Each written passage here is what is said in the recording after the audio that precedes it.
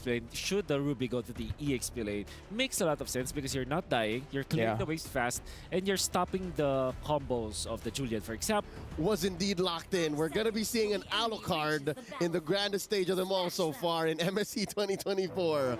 This could be the most insane win for Falcons that we could ever see possible, because we are seeing Royal Milk on an Alucard EXP taking vengeance. Welcome to Land of Dawn in our very first best of 5 to kick things off here at the knockout stage. Is Liquid Echo on a blue side up against Falcon Esports on red. Now, this is very uncharacteristic of me to be optimistic about an Alucard, but hey, putting Brave Smite on it and building it semi-tank might be good, but now in mid, JP and Sanji putting PX7 and Kid X down to, well, a third of their health. Wow, that's a double TKO. I mean, Falcons Esports, they got to be real aggressive in the earlier stages. I mean, Royal Milk is not going to win this lane very easily, and for the most part of it, when it comes down to team fights, the only way I can see it happening is if the rest of the lanes are doing so well that Royal Milk can be the big cleanup rather than Dax. All right, so if you're saying the rest of the other lanes, mid and gold, not looking good, because look, Benny's getting bullied out. Here we go, 2v1 up top. Oh, it's easy. Forcing out a vengeance from Royal Milk, and that's going to be it, first blood.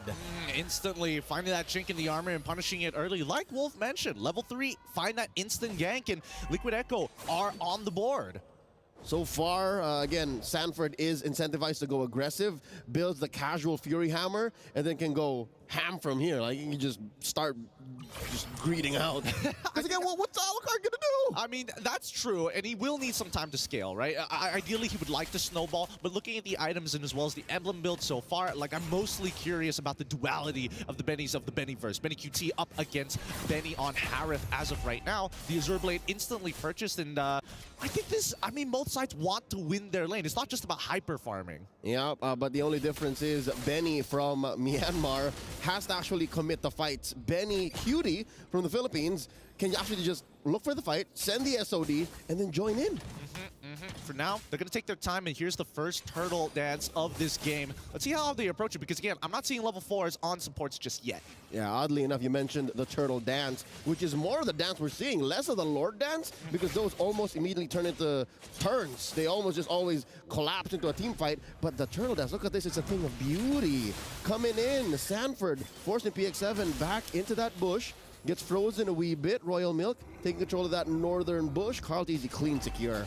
Yeah, this is the scary part. Now that JP is already level 4, at any point of time, he can initiate a fight that Liquid Echo can instantly capitalize on, and I think it might be towards this top side of the map. Oh man, Royal Milk, he's going to be taking a beating here. Oh wait, no, they transfer to the opposite side. They deny it. Yep, why walk? That's what's so scary about Liquid Echo here. They can basically call fights wherever, whenever, and given that they have 1,000 gold lead with the very little effort they're putting in, it's dangerous. PX7 put down half health, in goes Dax. JP from the side lanes, jumping in the shortcut. Down goes Kid X, one more follows, Dax falls. An instant response from Liquid Echo. And I was already curious whether Sanji really wanted to get the Metamorphosis from Roger, of all people, with the IMU, right? Because there's so many other valuable ults, but he held onto it. You can see that he's utilizing the iframes. Keep in mind, when you use IMU, if there's the transform subtext underneath that ult, you get all the other abilities. Yep, and he joined the fight as if he was Dax, as if he was the Roger, and that just pushes forward Liquid Echo's momentum even more. Now 2K ahead of their opponents. There's a interesting engage up here on Kid X. It's so tough being Kid X, man. Of everyone, I think, so far, he might be the only one who's actually comfortable. Like, he's the only one who can say, all right, I'm going to play defensive or offensive. When you say so, everyone else has to react to Liquid Echo. I think... Oh, man. I think it's going to be a little difficult here, but let's see what's happening across the map. All right, so far up top, Royal Milk is just holding his own. And again, Kid X is getting pushed out of his comfort compared to JP, right? But by JP, who is just doing everything he can to make this gap even larger. Now a level ahead, half an XP bar. Sanji not even leaving this lane, man. Picking up that enchanted talisman. And confirmed, Sanford indeed does greed out first build in the Hunter Strike as the turtle spawns. Now, for anybody out there who's wondering, man, is Falcon Esports really running with Royal Milk on this Alucard? To clear up confusion here, after investigation, and thankfully with Zipper in my ear telling me this, it is confirmed that FCon had made a human error and picked Alucard, so therefore they will continue the game with Alucard. And yeah, that's just the way it is. Uh-oh, Kid X with the I'm Offended. The fight continues. They take down Carl TZ. A 3v1 gank squad. Down bottom, not much BeniQ can do. Not at least at 5 minutes. This does open up a big objective for the Burmese squad. Here's your and then we go back into the matchup up top. Whoa!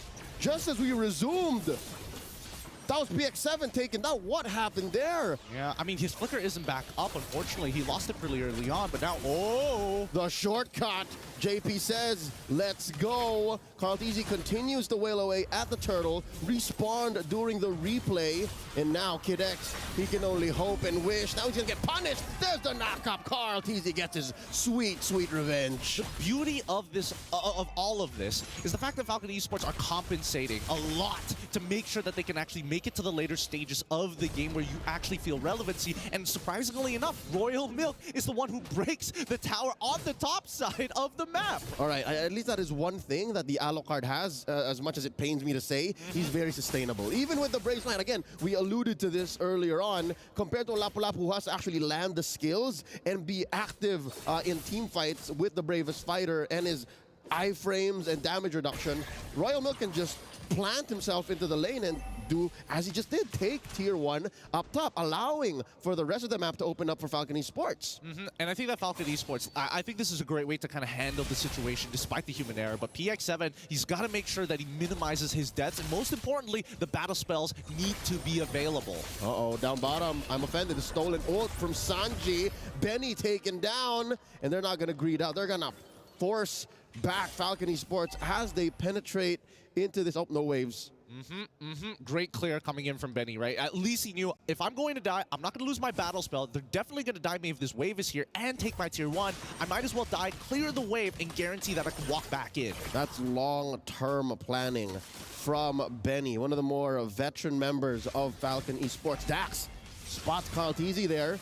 Carl TZ obliges. Let's go. Dax just playing footsies. Yeah, they got to be really careful here. And I think what Liquid Echo is really good at is following up upon each other. Because I'm not going to lie, it's pretty difficult to land the chains sometimes, unless it's the enhanced chains. That's a different story. But when you do land that singular chain, the follow-up from the rest of Liquid Echo, it's overwhelming. Could this be a pick here? Could Dax be looking to bait something out? Because a lot of pressure on the bottom side of the map. If anything, Dax is one of the few who can actually do that. Low committal, can actually just like and pounce out of dangerous situations. Kid X forcing a fight here. BeniQ, oh, nope. Benny at that. BeniQ just switches it up.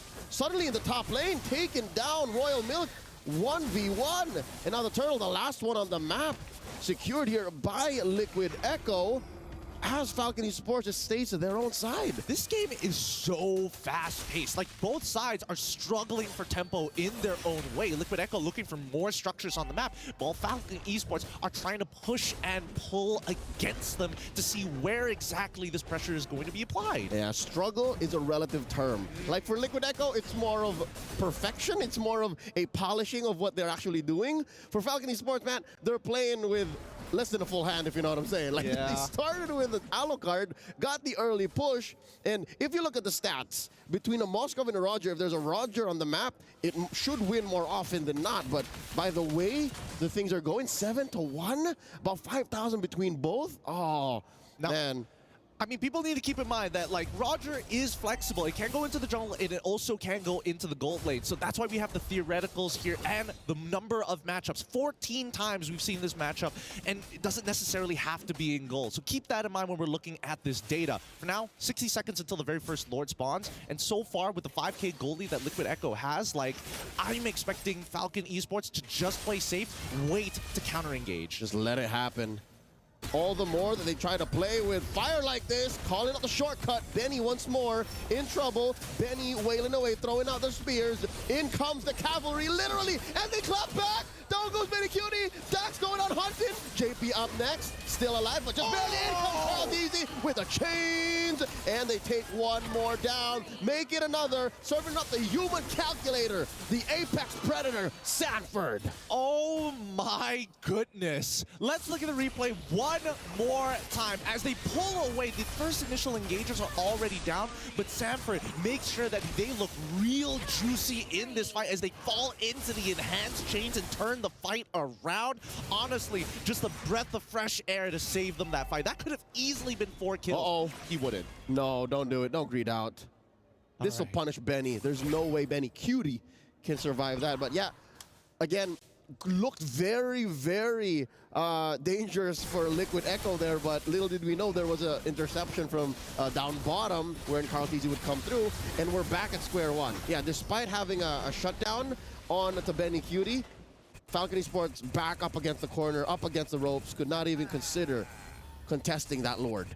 As of right now, I feel like the meta is so tempo-based, right? That's what a lot of these teams are trying to do. It's not about like sticking around these neutral objectives because it's really difficult to stand around the Lord now to play that Lord dance. So now it's about how much momentum can we generate, right? And more so, if somebody recalls, that might be just sacrificing a lane to a certain degree, right? That means it allows teams to set up for the potential dive, to cut off your waves and really dictate where the fight is going to be on your side of the map. Which is one of the more smarter things that I think the devs have gotten done here in this current metagame. They've made team fights a little faster. They've made heroes move more around the map. And as you mentioned, a recall, that's as good as a technical knockout. Like, you're out of the fight unless you're like a Chip or like an Angela or a Moskov, which again is why these heroes are so in demand. You're out of the fight. That's it. You lost your team that opportunity. Carl Easy stealing away the orange, depriving Falcon Esports of these resources. Another chains up behind. Kid X in trouble. Oh no. The shortcut keeping him barely alive. And the Lord still swinging. Up top, Dax running through targets. Frigid Ice from a PX7, clearing the waves, popping the holy shields. They continue the aggression. Well, this is interesting, though. Can they get the inhibitor? I feel like it was quite a bold move initially when we saw Sanford flicker forward onto Kid X and hopefully trying to trade Flicker for Flicker. And I think Kid X did a wonderful job pulling backwards and still surviving, because that battle spell is going to be the big difference in these upcoming fights. He held his ground. He held his ground. ground. And he needs this big ticket battle spell. It's what can allow for them to punish Liquid Echo even if they think they're safe, even if they're far from inhibitor range. Kid X can put them into turret range. I think the term we're looking for is the counterplay ability that enables Falcon Esports to turn things around. But let's look at the goal distribution as of right now. In terms of minions, just, well, okay, that didn't seem 100% correct there, but let's see. Dax already with the endless bat. Oh no. Oh no, the counter playability to the counter playability, because you pull JP, he brings the rest of Liquid Echo with him, pops the shortcut, and Sanford just pops right back out. Like, just maybe 10, 15 feet away. It's like, 10, 50 feet. I'll stay over here. Yeah, I know. I totally agree. And I think this is a great timing for TLPH, because by the time that Lord spawns, JP is going to get his ult back up. And this is what I'm talking about when it comes down to tempo, right? Being able to dictate the fight with some foreshadowing and foresight of future things to happen, like neutral objectives, is so very important. But let's look at this Alucard build for a second, right? They've already got the Brute Force breastplate, going traditionally to, as you mentioned, that semi-tank build. Yep, has the Queen's Wings, has the BFB, and I respect that, you know? Game knows game, so if this is what he needs to build, if this is how he needs to play, so be it. Also rocking that Vengeance. Again, we really haven't seen him last that much longer in fights. This hero is just not built for this level of play. So they're working with much less than they could. Now, the Lord just demolished here by Liquid Echo. As Benny Cutie works the opposite side of the map, Falcon Esports knows that this is the defense of a lifetime. Like, they just have to... They have to clear this Lord, and they have to save their base at least. Like, that's bare minimum. It's bare minimum for sure, but I definitely think that they haven't exactly set up checkmate angle in the most efficient way possible. However, even though they don't have checkmate angle, look at that EXP difference. Sanford just bought the Winter Crown, and I'm guessing that Liquid Echo, they're going to dive for an inhibitor. Yep, again, you're allowed to greed out in these kinds of situations. So he built the Hunter Strike first, went for a Winter Crown, and can now force a fight. Vengeance by Royal Mix already after the enhanced chains. Top lane inhibitor taken out. The base has been penetrated. Mid and bottom going to be up next. Lord still standing, taken care of by Falcon Esports. Good defense coming in from Falcon Esports. You sacrifice one inhib, don't worry. But now the second wave start to come through, and it's now desynced. Step by step, Falcon Esports knows what they have to protect. They know how they can keep this fight going. Now there's an enhanced wave down bottom. Sanford looking to make it stay. Goes down now, the jump in, the response from PX7. Down goes JP, but where's the clapback? Dax jumping through, saves himself. Sanji with a stolen ult as well, reset. And Kaldizi looking for one more. Pops the passive on the PX7. In comes Kid X after the conceal, sends Liquid Echo packing. Oh man, as much as I would like to say that this is an incredible defense from Falcons, they're missing 2 inhibitors, which is going to affect them in the next 85 seconds when the next Lord spawns. It's going to be difficult to walk out, right? Because now Liquid Echo have so much tempo and they can keep on holding it against Falcon. Oh, you want to walk up to the Lord? We'll just wait for the waves to push into your base. It's your choice. Yep, I'll have to amend my statements about Sanford greeting out. It's actually him just bum rushing builds. Like, he's just having such a good time, an easy time on the map. 3-0-4 on this Lapu-Lapu that he was able to build not just a full Hunter Strike, not just a couple of good defensive items, but also the Winter Crown. I think there is a certain level of foresight here, right? Because again, he's already got the Athena shield. He knows that Benny is going to be the big guy who chunks him out. And Dax, yes, he's already level 15, accelerated super fast into the game, but if he stops the Lycan Pounce reset, that's already a very big win for Liquid Echo. It forces Dax to actually take a step back and reconsider the options, even if he trades 1 for 1. And that's just Sanford we're talking about. What else the rest of Liquid Echo? Again, JP, a one-man initiation machine. Sanji, just ever the versatile Swiss Army knife of both engage, crowd control, damage, and then you have Benny Cutie, who we really haven't seen much doing, right? So that means he's just a soon-built artillery machine. Like, he's only really been working on turrets. I mean, he has only been working on turrets, but let's not forget, the last time we were casting Liquid Echo, I mentioned it before, it's about the insurance policies. And Benny, he's up there, he's just like, we got the premium on this one. He's got full build. He also made sure that he has the Winds of Nature, but at the same time, his counterpart, Benny from Falcon Esports, he's full build. That's right, yeah, so Benny is also a force to be reckoned with, has to be respected.